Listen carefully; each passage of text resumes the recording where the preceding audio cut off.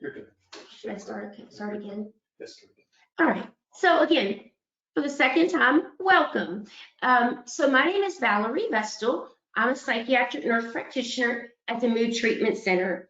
My co-host and partner in crime today will be Dr. Christopher Aiken, owner of the Mood Treatment Center.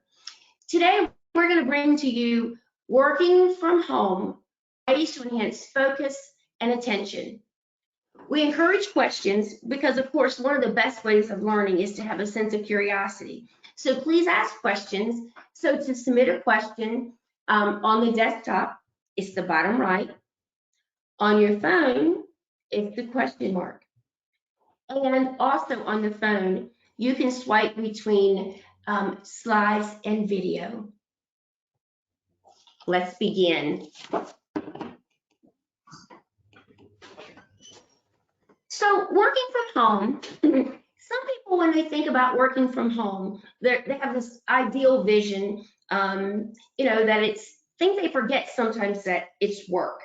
So we're going to help you today to manage some potential problems that might arise, because the idea is that you'll have the tools to be successful, whether or not you were already working from home or you had to become flexible and adaptable in this changing time. So one of the potential problems or challenges working from home is that there is a reduced accountability. Yeah, a lot of people want to get away from, they want to have this autonomy, but accountability without structure, many people working at home. And I can say I experienced this myself. 6 or 7 years ago, I was working from home, and depending on who you are, I really did lose some of that sense of structure, and I'm glad that I was able to research and find out what to do. Because many times without a sense of structures, people find themselves in big trouble. They sleep in, they procrastinate, they tell themselves, I'll do it later. But guess what? They suddenly look at the clock, and later, it's 3 o'clock. It's time for the kids to come home. Now it's time to cook dinner. And guess what? There becomes the choice. Well, do I not spend time with the family and finish my work? Or do I just put it off until tomorrow? And guess what? Then that's where the problems begin. There's the accumulation of procrastination. So one of the things about working from home, when working from home, you should treat it as an office. What do I mean by that? Have a structure. Later, I'll talk about, for each individual, what is the best time for you to work? But let's just think about this. 8 a.m., make sure that one of the things that you're doing in terms of accountability is you always show up. Just because you're working at home, showing up is incredibly important. Now, one of the challenges of working from home can be social isolation and disconnection. Because we have peers in my office. It's fortunate I have peers that I can discuss things with, have questions. I don't feel alone. So one of the things that you want to do when working from home is to be sure that you have other outlets. Now, in times of the coronavirus today, make sure that you are still engaging with people in online groups with hobbies. I was telling a friend today that, one of my things is fashion. So our group, we're having an online fashion show tomorrow. You got to be creative and think of ways that you can still get connection. Because because many studies show isolation and loneliness is one of the #1 things of depression. Number 3, sometimes it can be difficult to set boundaries, because when we are at home, in our home space, people often see it as home. Our friends, our family, that it's still work.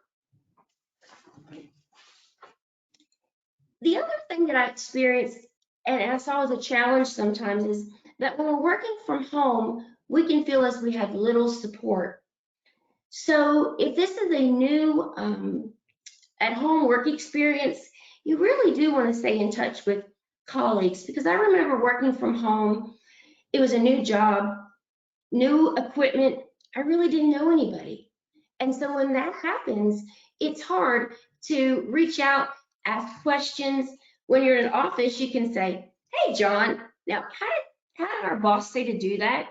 Now, what is that new piece of equipment?" But it's much more difficult when we don't have that face-to-face interaction.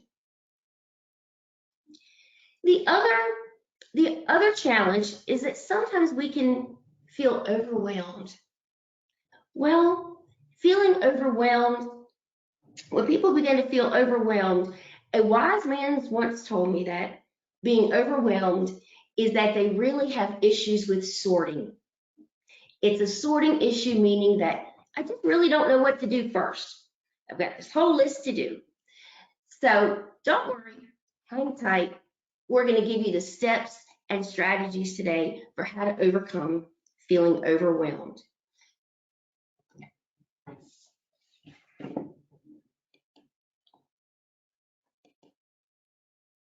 So one of the things when it comes to cognitive problems, there's areas with attention, memory, executive function, and social. So working from home, we come with an array already of existing issues that we may bring. Many of us may have depression, we may have anxiety, attention deficit. You can't say, well, I'm working from home, let me not have those issues anymore. We have to find ways and strategies on how to handle them. So in terms of attention, we're going to talk today about some ways to really deal with the hindrances of distraction. Memory issues in the office, one of the number one issues that people have is issues with memory. Well, memory issues can come from a variety of things. If you're having real memory issues, you may want to seek your physician, come to get an appointment at the Mood Treatment Center, your neurologist, because sometimes memory issues can also be a medical problem. One of the biggest things the literature is telling these days, memory can be connected to not getting enough sleep. You want to be sure that you're getting at least 8 hours of sleep, and I've got some more information on that. The other medical things, people say, I can't remember. Sleep apnea, because of course it takes oxygen to be able to remember. So we want to make sure that memory, and I'm going to tell you some tricks and tips on how to increase your memory. Executive function. I'm feeling overwhelmed and don't know where to start. This is often some issues that we'll find our patients with attention deficit often report.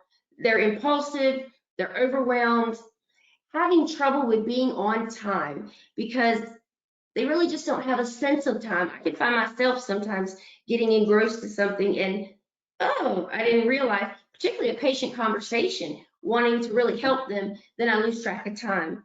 Those can often be symptoms of ADHD, ADD. If that sounds like you want to make sure that you seek help with a professional ahead of time, particularly if this is a new experience working from home.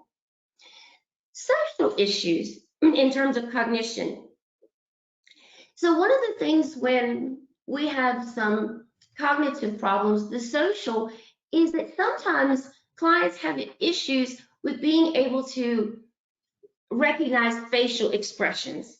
Someone may seem disinterested, or someone may seem as if they're mad, because when we have issues with cognitive problems, we have issues with interpretation and perception. All right, working from home, a biggie. Resist the urge to stay in your PJs. Because when we put an item of clothing on, it's important to adapt to the situation and to the characteristics associated with it. A lot of clothing is symbolic for us, whether it's professional attire or relaxing weekend wear. We behave in terms of the outfit that we have on. Keep in mind, you wouldn't wear your heels to the gym. So don't wear lounge work to work. Get dressed, be ready, show up. Now, in terms of getting dressed and get ready, showing up, well, let's also make sure that we have a place to show up and not on the couch. The couch is not a great place to work because, again, our brain is associated that, hey, this is a place to relax. Now, we understand that not everyone has the luxury of a dedicated office, and that's okay. Even if you live in a 500 square foot apartment, you can set aside an area that's work related. Some of the things in terms of your office, I'm going to give you some tips. Whether or not it's a small space or you have a dedicated room. So Pinterest really has some great ideas. The thing that I would look up is you want to put together a command center. And even a command center can be set up in your kitchen. What things would include a command center? You want a bulletin board. You want to have long hanging place for hanging files, because in terms of the command center, the things that you would want would be to do, things that have already been to file, to throw away. One of the things that you really want to also organize your computer files, because part of eliminating stress or reducing it with this new change is that you really do want things at your fingertips. And so when it comes to organizing your computer files, everyone is different. You want to know how your brain works, but I've recently done this. So I have some main categories. Well, I have a couple jobs. I work at the Mood Treatment Center, but I work for the United States Navy. I'm a lieutenant commander in the Navy Reserve. So I've set up a file for the Mood Treatment Center. And of course, then it has subfolders. Then you can have your personal.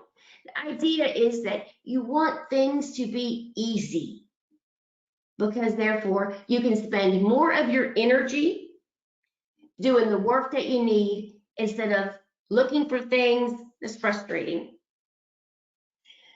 The other thing that you would really want for your office, if your office has a touch of your personality and is pretty, you'll want to go there. Work will be exciting. So bring in a plant to your office, whether, again, it's a spare bedroom. Make sure you have sense of, it's about the senses. I would bring in a candle so it smells nice. The other idea in terms of a dedicated space, it's so that you can set boundaries, because people often associate going out of the house with work. Well, mommy didn't go anywhere today. She's not working. So let me ask her if she can wash my tennis shoes. No, where's the remote control? No, mommy is working. So therefore, one of the things about setting boundaries, I heard one gentleman say that he goes into the office, shuts the door, and everyone knows you don't come in there unless the house is on fire.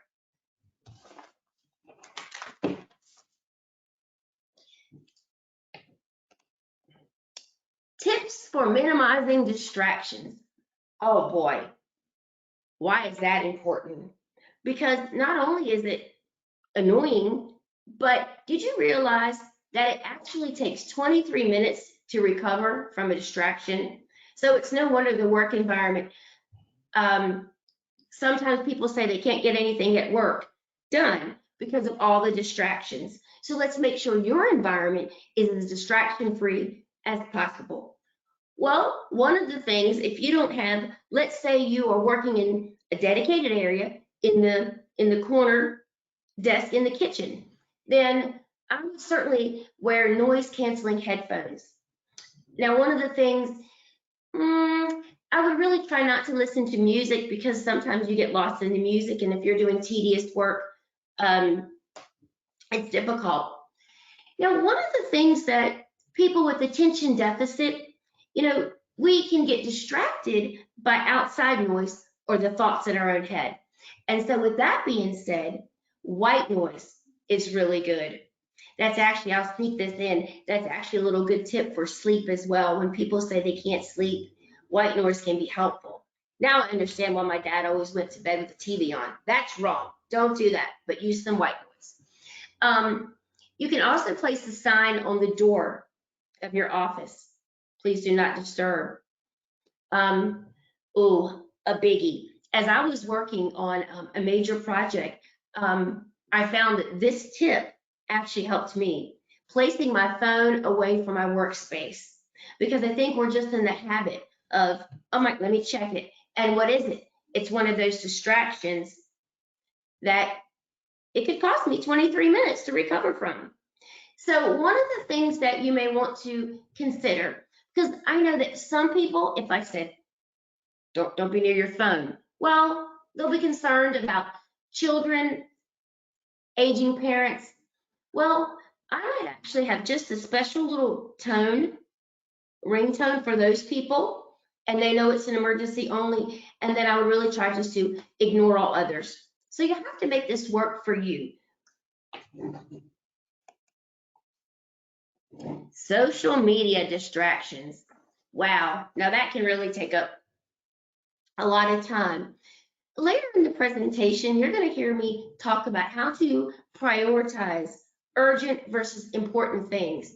And let's just keep in mind that how much of social media is really urgent? Probably not. But sometimes I classified it under social media, but it's really not. Email. I can find myself sometimes, it's the little things.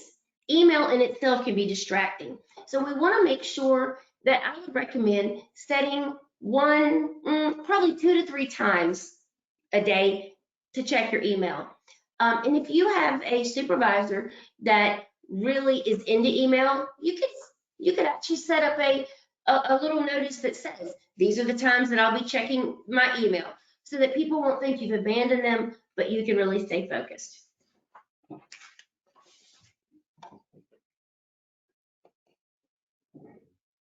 Attention. So one of the things with attention is that in terms of stay focused, there are certain times of the day, to be honest, and year that I realize that take more brain power to get the same amount of work done. So what you want to do is let's determine what your ideal time of the day for brain performance is. Yes, our brain is a machine and can perform. Surprisingly, the answer is not as simply as I'm a morning or a night person. Every person's brain has an optimal time for creativity and problem solving versus tedious cognitive brain functions. So one study actually shows that people with seasonal depression, yes, they can get the same amount of work done in the fall. They can accomplish the same task in the fall, winter versus summer, but actually it takes a lot more brain energy in the winter, rainy days. And as I was doing the research, I was like, I know this is true, because the other day when it was raining, I was more tired. It seemed like, yes, I got my work done, but it did feel like it took more effort. And so what we're really trying to also help you do, there's a key word in here, how to be productive, because it is not about the amount of time I spend, but it's during this process of working from home, I want to be productive. So here's the key word in terms of attention. It's how much will it cost me in energy to do this task? So that's what we're really talking about in terms of being able to stay focused and find the optimal time. Studies have shown that some of the optimal times for working on tasks is actually mid-morning. And the reason so, it has to do with as we wake up, our temperature rising, and when our temperature gets at that ideal temperature, mid-morning seems to be the best time of day for completing those tasks that really require us to focus, that are sort of mundane.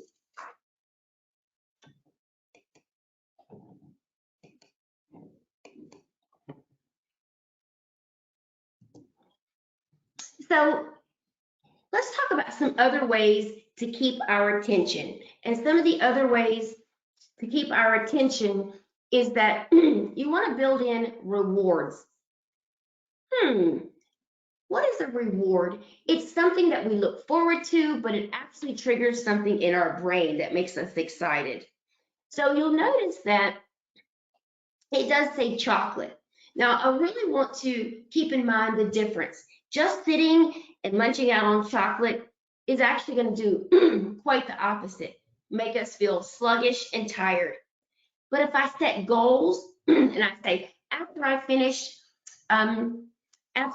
spending 30 minutes working on this PowerPoint, then I'm going to have 3 bites of this piece of chocolate. It's something to look forward to. Our brain gets energized. We can get more dopamine. And of course, it increases our attention because we want to get the work done so that we can get our prize. I'm all about some prizes.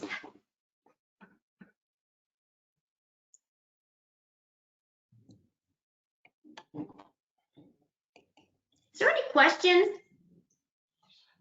Oh, we have a question already. Let's see. How long did you say it takes to recover from interruptions? Yes, it takes 23 minutes to recover from an interruption. Let me just kind of go back to the interruption piece and the other thing I was about how to stay sharp at the best time. And it really does go back to circadian rhythm. And so not everyone's circadian rhythm is the same. So again, there's some tips and tools that I can send Dr. Aiken that he can send out to anybody who's interested. I wanted to kind of keep my time limit. I can really get into what I'm doing. So the next, is there any more questions? No? All right. So let's talk about some ways to aid our memory, because again, that's a part of cognition. So, of course, we're going to talk about apps, calendars, and alarms. One of the things there are a variety of calendars I'm going to show you in just a minute.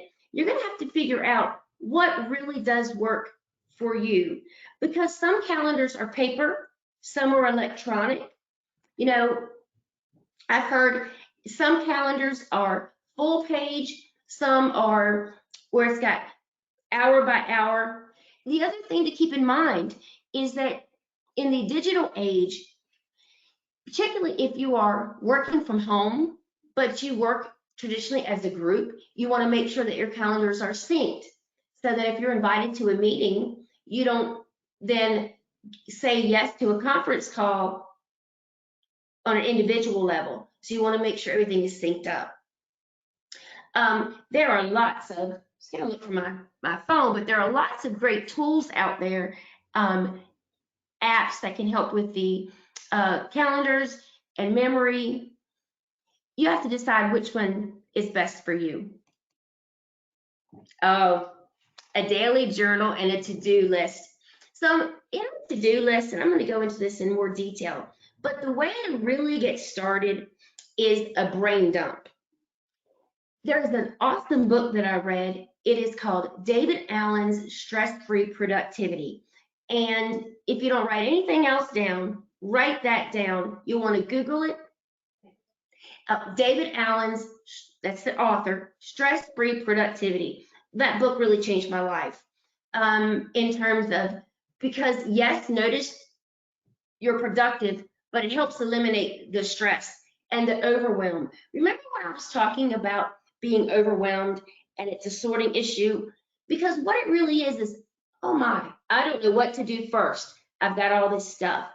And what happens, what David talks about, is that what happens to us, we have all this stuff, but it's in our head, taking up space. And I can really recall what he was saying. I'm at a stoplight, and I'm like, oh, I need to get the dog groomed. Well, can I get the dog groomed at a stoplight? No. But if I would have written all this down, it's out of my head, and it's not going to pop up. I'm not going to get heart palpitations because I didn't order the cupcakes for the PTA meeting. So when we talk about a brain dump, what you really want to do is look at all of the categories in your life, but we're specifically talking about work today. So with work, we have many roles. Part of your role might be that I have to correspond with my team and give them directions on their next steps. Whatever your roles are, you're going to want to write those down. Oh, let me back up. First, you just want to get everything out of your head, and I'll show you in a minute. I've got an example. The other thing with a daily journal, your appointments, important events. But you also, in the journal, sometimes I mentioned that it's difficult to be alone and have that space where you don't normally see your colleagues. I would also have a space for gratitude, a gratitude journal, just writing once a day the things you're grateful for. Organization, keep things in related places at home. This, if I can't say this enough, just reorganized the house. And I was not really sure where to keep my vitamins, because you want to think, okay, the vitamins, they seem like medicine. And I have organized all the medicine depending on what it's used for. But guess what? That really wasn't practical, because I wasn't going to go up on a high shelf and use and get the vitamins out every day. So I put a special space in the pantry. So one of the things to think about when you're organizing that command center is to put things where you actually will use them. The other piece of important information about being organized, whether it's with your to-do list or actually eliminating your office clutter, is to want to make sure that you keep things contained by, if you have a desk drawer, by little baskets to keep like items in there. A cluttered space equals a cluttered mind. Some memory tricks. So chunking information into smaller parts kind of goes, you can't eat an elephant all in one bite. I equate a lot of this also to accomplishing tasks. But I probably have a lot of nurses out there, and so associating names, a way to remember things. We always use algorithms, acronyms. For example, here in psychiatry, we do assess for substance abuse. With alcohol, we use the CAGE because each letter stands for something that I need to remember. So if you're really having trouble remembering something, associate it with something else. For example, let's say you're studying chemistry, but you are a hobby model car painter. Well, think about all the chemistry it took to mix that paint and get that special color of metallic purple. Thanks to Dr. Aiken, he's done some research, and these are some top picks in calendars. I'm sure you may want to jot down some of those. Those are the different calendars. I've myself been experimenting with the planner, and what I find helpful, particularly with having paper in it, is not a spiral bound, but something where I can move things in and out. Therefore, because you want to have in your planner, you want to have sections, home, notes, to-dos. So I would have things that are movable. Dr. Aiken also so kindly put in here the Panda planner, but I think the biggest thing is to be accomplished. You'll see the word projects and goals. You're going to first have a goal, a project, but if we don't break it down into those tasks, which I'm going to show you, things that can be accomplished, our goals go by the wayside, even work goals. Because sometimes we get things, in some professions, you got things that you do it and you're done. But rarely do people who work from home. Most of their things are ongoing. Task completion. The biggest thing is to break down tasks into smaller steps. And I'm going to show you a system that I've been using. So here's the system. So when it comes, so first you're going to do that brain dump. You're going to write down every single thing that's in your head that I have to do. Then what you're going to do is defined, is it related to home? Is it related to work? Is it related to shopping? Then you're going to define the project in itself. So for example, I have a worksheet dedicated just for all the things I have to do with the Navy. But guess what? Going back to David Allen, stress-free productivity, what it really deals with is that even I may say I have to renew my certification for the Navy, but guess what? It really requires lots more than that. I can't just say, here's a check. So I'm going to show you the steps used to renew my certification with the Navy, because you'll see there are four tasks that in terms of Navy projects, but it's much more than that. So in terms of renewing my credentialing for the Navy Reserve, I can't get that done until I do all of these. I had to complete my personal profile, find my collaborative agreement that my physician signed, send in the collaborative agreement, determine 3 colleagues to request a reference, ask the colleagues if they would be a reference and send them in, follow up with the colleagues, request case logs from my supervising physician and send in the case logs. So how did all that come to fruition? Well, I gave you a small example. February, the first thing I did was I sent our physician a request to be a reference. Then I waited for a response. And then you can see the next column is follow-up. Well, what is my next action? Well, sometimes your next action is simply that I'm waiting for the other person to respond. But you know what? We have to be personally accountable. At the end of the day, the Navy's not going to say, well, Dr. So, you're okay, Lieutenant Commander Vestal. I know Dr. So-and-so didn't send you that stuff. So my next action, it says that I will follow up if I get no response in 48 hours. Then what is another piece? I had to locate my collaborative agreement. I found it, but guess what? The signature was outdated. So then the next step is to ask the physician to sign it. Follow up again in 48 hours if there's no response. Then I did receive my professional reference. So at that time, let's go back to those folders. I have a folder electronically for the Navy Reserve.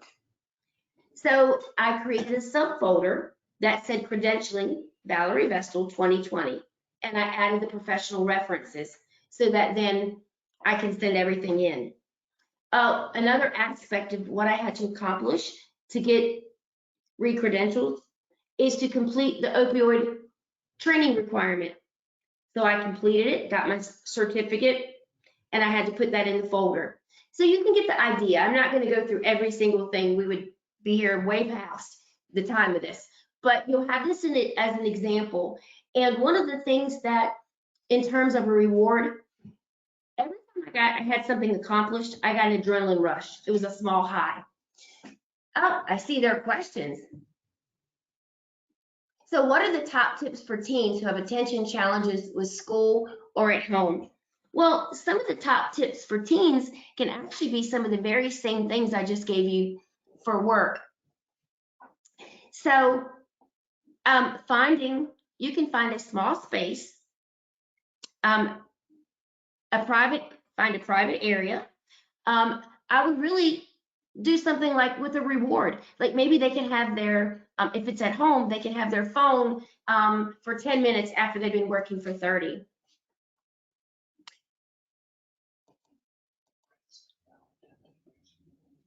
Yeah, and make sure that they 10-minute breaks every hour.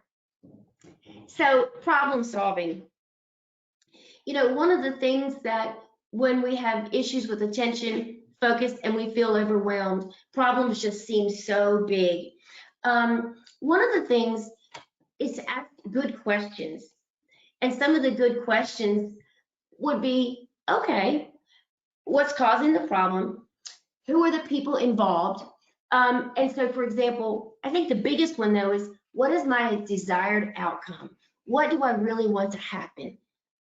I personally have learned that this year, because sometimes we as humans, we go into way too much detail. It's what I want to happen, who do I need to say it to, and do I have a plan A and a plan B? And we want to make sure that the solution that we pick has the least amount of negative consequences. All right, so I'm ready to switch it over to Dr. Aiken so he can present his piece, unless there was another question. Oh, I see a question. Urgent interruptions make her behind and stressed. Oh, thank you for bringing that. Oh, thank you for bringing that up. I actually should have talked about Eisenhower's matrix. Oh, the question. I am organized and plan my time, but I get urgent interruptions. Stressful. Well, sometimes when there's urgent interruptions, one of the things you have to determine, is their emergency really your emergency? Because a lot of people, they're not organized and on time, and then they interrupt you. But one of the last things I'll give you is, if you'll, Eisenhower's matrix, and what it does, all of the brain dumps, the list, if you will organize them 1, 2, 3, or 4. 1 is, these are tasks you focus on. They're both time sensitive and they're urgent. They're urgent and important. Number 2 is that they're important, but they're not time sensitive. Number 3, they're actually not important and they're not time sensitive. These are things that you just simply want to delegate.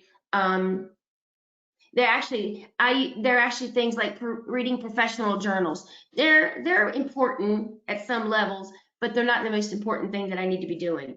The last one, number 4, it's unimportant and not urgent. So we want to avoid these things as much as we can. And those are things like the distractions, social media, walking to the water cooler and gossiping, those type of things.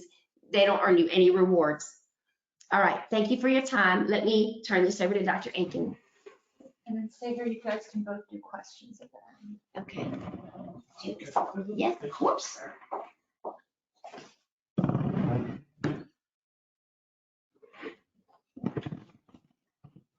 Hello, I'm Dr. Aiken, and I'm going to talk about how memory changes with age.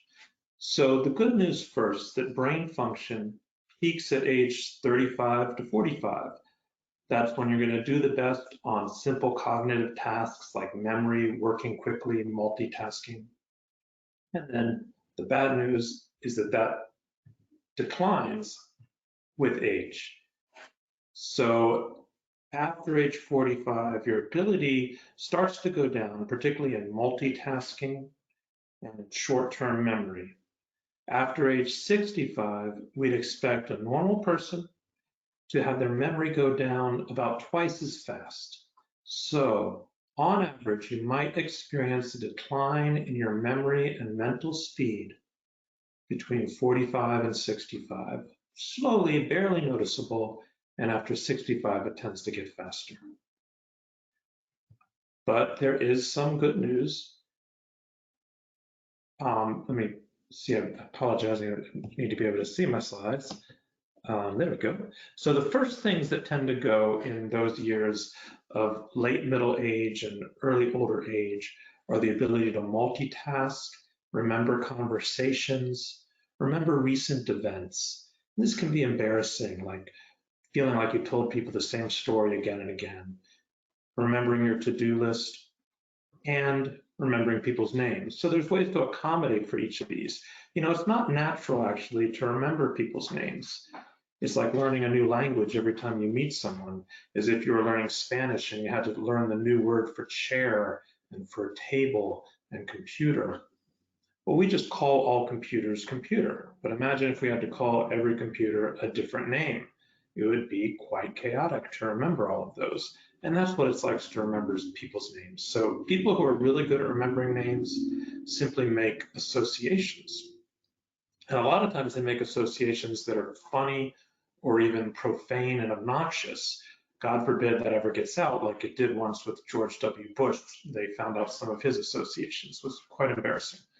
But the reason that works is the part of your brain that remembers funny or profane, obnoxious things like curse words is a different part of your brain. And it's a very rock solid memory part of your brain. In fact, when people lose the ability to speak through strokes, they can still say curse words. If they hit their thumb with a hammer, they will still say that F word. So those words are never forgotten. Good jokes, dirty jokes are never forgotten, and funny associations are never forgotten. And frankly, that's how name remembering experts use those techniques to make rhymes or other associations with people's names. But there is some good news as you age. Older adults do better at tasks that benefit from experience and judgment. Their wealth of life experience gives them the judgment to do better problem solving. So your wisdom will be appreciated in the workplace, and that's where you want to let that shine and let that be your strength there. You may not be able to work as fast as younger people, but you have wisdom to make better decisions. If you find that your memory problems are really getting in the way as you get older, like you have to excessively accommodate for them, writing everything down and keeping calendars just to remember everything, then you might want to seek help. And the first thing to do is to check for physical causes. There's a lot of physical causes. Valerie mentioned some of them. Sleep apnea, like if you wake up throughout the night gasping for air or snoring really loud. There's also vitamin deficiencies, hormone imbalance, like thyroid problems, psychiatric problems. Even low blood pressure can cause this. So get yourself to a doctor or psychiatrist and get that looked for if it's causing big problems. The type of memory decline we see from age 45 to 65 should not be causing big problems where you have to accommodate excessively. The top things that help memory as you age, there are things you can do to reverse this decline and slow it down. They are simply sleep, eat, and move. So sleeping 7 to 8 hours at night, mild aerobic exercise, and eating a Mediterranean diet have the top research to help memory. All of those have better research than the so-called brain games, but the brain games do help a little bit as well. So I put number 4, games and just practicing staying active with your mind, people who use their mind more in a variety of ways, not just playing musical instruments all day, but having conversations, reading, learning, cooking, playing pool, all these varieties of things, using the brain in different ways. And what's surprising is some of the best research we have is actually for these so-called dexterity games like darts and bowling and pool and ping pong. Those seem to improve memory even better than learning language or playing word games. It seems that whatever sharpens the brain, and you imagine that every time you throw that dart, you're getting feedback on whether you hit the spot or not. And the brain learns and the neurons grow, getting sharper and sharper. Well, that's enhancing the memory center as well. Sleep. I'm not going to go into all the ways to help sleep because we covered that in a webinar, our first webinar. And if you're having trouble sleeping, you should know that sleep medicines can provide some comfort. They help people fall asleep 10 minutes faster on average, but they don't improve next day functioning. And that's what you need. The reason you need to sleep is as you sleep, your brain consolidates all the memories that it needs to keep. So imagine you go to the grocery store. You've probably done that thousands of times in your life, and you certainly don't remember every time you went to the grocery store. But if you went to the grocery store and somebody had a heart attack, God forbid, in the aisles, you would remember that day because your brain would encode that as emotionally important. So during sleep, your brain literally looks through all the neurons for the things that are emotionally important that happened that day. And it remembers those. And the rest of it, it just throws away. You don't remember it. So sleep is critical for consolidating memory. And if you're not sleeping, check either our online guide or our webinar. The links are down at the bottom there. And that also gives you a hint for how to remember things better. You're only going to remember things if they're emotionally relevant, personally relevant. So if you find something isn't capturing your attention, it's boring, but you know you need to learn it, find a way to apply it personally to your life. If I'm taking a course on accounting, that would be pretty boring to me. Accounting is not really my thing. I would probably want to think about my grandmother who's having tax problems and how this might relate to her because I care about her, and that makes it more emotionally relevant. Exercise. This really isn't exercise that helps memory. It's actually just brisk walking, which is slower than a jog, but faster than a walk. And about 45 minutes every other day is the ideal dose. That directly causes growth in the memory center. So very few things help memory more than moving your feet. Surprisingly enough, that stereotype of the dumb jock simply isn't true. Getting exercise helps your brain, and particularly with aging. Aerobic simply means anything that raises your heart rate by 10 beats a minute. So you don't just have to do walking, there's dancing, playing with young kids, cycling, put a treadmill in front of the TV, swimming, or active video games. And I listed 3 that aerobic trainers recommend: Wii Sports, Just Dance, that's the fun one where you're always dancing to music. And this one, you see a picture of Island Run. And a free one that a lot of my patients use is Happy Walk. This is a Jane Fonda-like walking video that's free online on YouTube, and it guides you through walking exercises in your own home. Or if you don't like exercise, try just walking in a forest. Walking even slowly in a forest improved memory and attention in 5 clinical studies. And it wasn't just the walking, it was the forest. The reason we know that is they compared it to people who walked for 30 or 60 or 90 minutes in the suburbs or in the city, and neither of those improved memory. So if you have a test coming up, the best way to prepare would probably be take a good stroll in the woods. And I would recommend, if you're having struggles with depression or memory, try walking in the woods 30 to 90 minutes at least 3 times a week, or bring those plants into the office. We have research, like Valerie alluded to there, that having plants in the office improves your memory and concentration. We don't know why. It might be the chemicals the plants emit, or just the scenery of the plants, because some studies show pictures of plants will improve your memory and focus. The Mediterranean diet. I gave a talk a few weeks ago, and it's free online, about how the Mediterranean diet improves mood. It also improves memory, and it lowers the risk of dementia by 50%. We have an online guide there with a special cookbook on it, and we have the webinar on it as well, on all the details of what you need to eat. But a few specific things to eat. I just want to focus on one food. Choose blueberries. Several studies show that eating a cup a day of blueberries, and it can be ground up blueberries, frozen blueberries, improved and sharpened memory 1 to 2 months later in older adults. Other berries also help, but blueberries seem to be top. And here is the famous Wii Sports. This little game here, Wii Sports Bowling, has more studies than anything else for age-related cognitive decline. Just sharpening your bowling skills seems to sharpen your mind. Another brain game that just came out is this Evo Challenge. This is a prescription game that doctors can prescribe a video game. I'm not kidding here, for ADHD. And it treats ADHD. And as you see in this picture of the video, it's basically kind of like Mario Kart, or maybe a little like Tetris, where you're moving this boat down a fast-moving river, and you got to press some buttons when yellow birds show up, but don't press that button when bluebirds show up. So you're having to inhibit some of your responses and pay attention while you move quickly down this river and don't bump into the ice.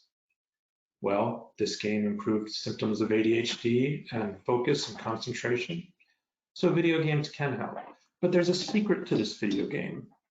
It automatically shuts off after 20 minutes of play.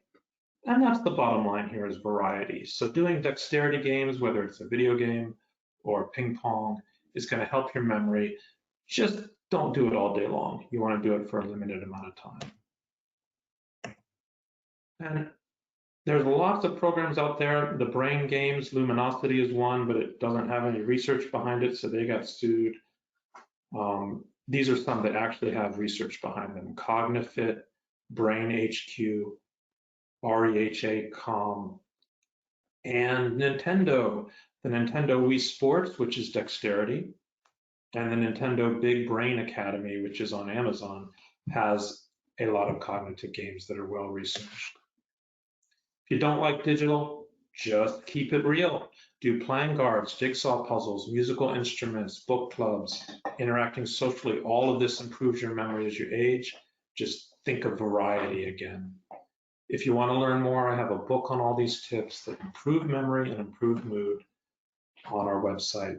And I hope you join us next week. We're going to talk about support for frontline workers. Right now, I'm going to shift into some questions. Supplements for memory. Yes. Come back. Supplements for memory.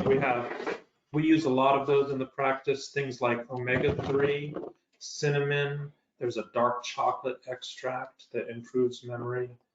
Many others. It's very interesting. We found almost no medications that improve memory, but there's about 5 or 10 supplements that do. Can you ever multitask yourself too thin? Yes. As you multitask, you're paying less attention to each task, and you're not getting into that deep focus. So you do want to spend part of your day, just whether you're working or not, maybe 30 minutes a day of just deep meditative focus will improve your mental function across the board. By deep meditative focus, I mean when you're not multitasking at all. It's hard to do in our digital environment, so find something to focus on that you really enjoy and that engages you. Do pets help memory? I'm not aware that they do. They probably do some. It seems that any engagement with the natural world, whether that's forests, lakes, or pets, improves mood and memory. So I would guess that they do. Well, Dr. Aiken, I just read something recently about pets. Tell us. Not necessarily about the memory, but it was about mood. Because particularly in this phase of social isolation and touch, not hugging people, about how pets, when you touch your pets and you pet them, it increases oxytocin in your brain. Oh. So That's true, that social connection. And pets are keeping you physically and mentally active. So I would have no doubt that they improve memory. And taking your dog for a walk is a great way to do it. Yes, it is. Another question, I'm a new teacher and planning my wedding. Any tips for not getting overwhelmed? There, you want to not try to fight it. A wedding is going to be overwhelming in many ways, and any energy you spend trying to not be overwhelmed, trying to fight it, is just going to be wasted energy. So embrace the rush as you go through it. We do have an upcoming webinar on mindfulness, and mindfulness does improve memory and it treats ADHD. Google executives use it. A lot of companies use it. And mindfulness is the best tip for not getting overwhelmed. It allows your brain to intuitively sort and prioritize so that your brain focuses on the most important thing. I'll give you one secret of mindfulness. It does not involve getting rid of stuff or ignoring stuff or pushing stuff away. So that's what I mean by you don't want to try to not get overwhelmed. Allow the overwhelming stuff to come at you and focus your mind on the things that matter the most and are most pressing at that moment while you're planning for a wedding or any other kind of crisis. And join us for that mindfulness webinar coming up, because I can't explain all that briefly. Another question, do we have any other bowling? Is real bowling better than Wii bowling? I'm so curious to know. Probably so, but I want to say the Wii bowling has been studied in a lot of older adults and it works. So if you have carpal tunnel like you suggested, don't go bowling. Maybe there's a lot of reasons not to go bowling. So you can get a lot out of that Wii game where you're moving with the game and having to use dexterity. How do you take cinnamon? There are cinnamon, just a teaspoon a day of cinnamon is what they've used in a lot of studies. You can sprinkle it on anything. Just a teaspoon a day helps memory and prevents diabetes. And there's a type of cinnamon called Ceylon, C-E-Y-L-O-N. which is the safer type. There was another type of cinnamon, I'm sorry, I forget the name, that was associated with some liver problems. Dr. Aiken, I would also like to say that when the lady was asking about her wedding and not getting overwhelmed, that's probably a perfect opportunity to write down everything that needs to, in terms of planning a wedding, write down every single thing that you have to do.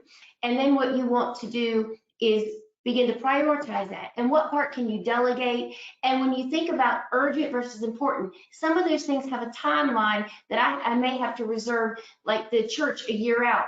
But then there's some other things that actually can be done within a few weeks. So first, get it out of your head, because otherwise it'll pop up when you're trying to teach and your heart will start beating. Very good.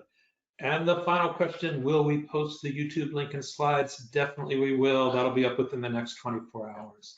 Thank you everyone for joining us and making this a good experience. I hope it was pleasurable. And remember that your brain will work better when you're in a pleasurable mode. Pleasurable music, keeping a little bit of candy next to your desk, knowing that you might be able to eat it when you're done with your work. Anything that makes your life more enjoyable is going to make your brain work better. Thank you.